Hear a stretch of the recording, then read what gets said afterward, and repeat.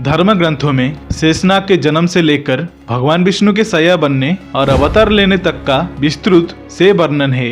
शेषनाग यानी सहस्र फनों वाले नाग, ब्रह्मांड का पहला नाग इन्हें ही माना गया है, क्योंकि सबसे पहले यही पैदा हुए थे। तो आखिर शेषनाग, जिन्हें आदिशेष के नाम से भी जाना जाता है, वह कितने शक्तिशाली थे और वह किनके अवतार थे? वीडियो में आगे बढ़ने से पहले अगर आप सच्चे सनातनी हैं तो वीडियो को लाइक और कमेंट सेक्शन में जय श्री राम हर हर महादेव अवश्य लिखना। नागों की उत्पत्ति प्रजापति कश्यप के पत्नी कद्रु से हुई थी, जिन्होंने एक सहस्र नागों को अपने पुत्र के रूप में पाने की वरदान प्राप्त किए थे। शेषनाग उनमें से सबसे बड़े पुत्र थे। शेषनाग की कथा इस प्रकार है कि ब्रह्मदेव की मानस पुत्र प्रजापति कश्यप के दो पत्नियां थी, एक कद्रु और दूसरी विनीता।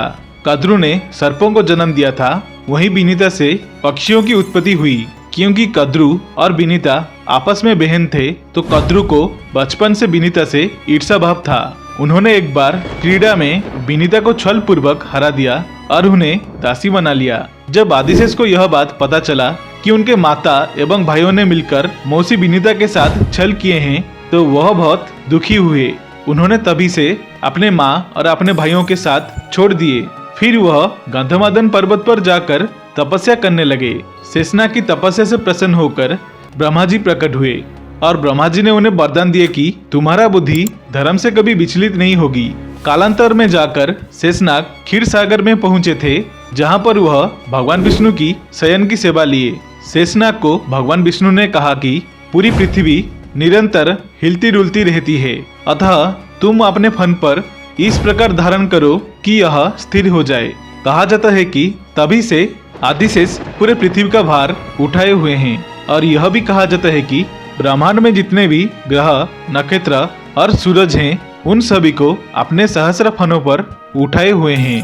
और यहाँ तक कि विष्णु पुराण में वर्णन है कि पूरे ब्रह्मांड के भार को अपने फनों के शक्ति के सहारे संभाले हुए हैं। भगवान आदिशेष स्वयं श्री हरि नारायण के ही अवतार हैं। उनका वर्णन रामायण और महाभारत ऐसे कई पुराणों में देखने को मिलती है। भगवान आदिशेष का भी था 4 शक्तिशाली अवतार।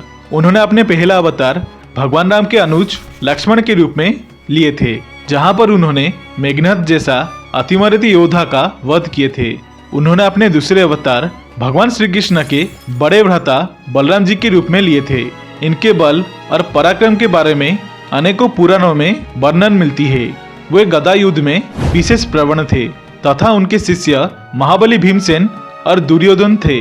महर्षि पतंजलि भी भगवान शेषनाग का ही अवतार माने जाते हैं। उन्होंने यह अवतार कलयुग के प्रारंभ में लिए थे। विष्णु पुराण और पद्म पुराण के अनुसार कलयुग में आदिशेष ने रामानुजाचार्य के नाम से और एक अवतार भी लिए थे। हिंदू धर्म शास्त्रों में उनको अनेकानेक नाम से पूजा किया जाता है। इन्हें कद्रुनंदन, अनंत, आदिशेष, कश्यप आदि कहा जाता है।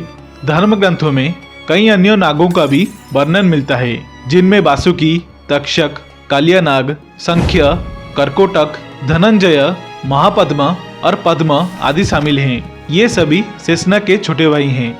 तो आखिर भगवान शेषनाग को क्यों कहा जाता है आदिशेष? शेष शब्द का अर्थ है अवशिष्ट या फिर बचा हुआ अंश, जिसे अंग्रेजी में कहा जाता है रिमाइंडर। आदिशेष शब्द का अर्थ है प्रथम शेष। उन्हें कभी कभी अनंत शेष, अंतहीन शेष या आदिशेष के रूप में जाना जाता है। आशा करता हूँ आप सभी को ये वीडियो अच्छी लगी होगी। अगर अच्छी लगी तो वीडियो को लाइक, शेयर और सब्सक्राइब अवश्य करना, और कमेंट सेक्शन में हर हर महादेव जय श्री राम अवश्य लिखना। देखने के लिए धन्यवाद। ओम नमः शिवाय। जय सिया राम।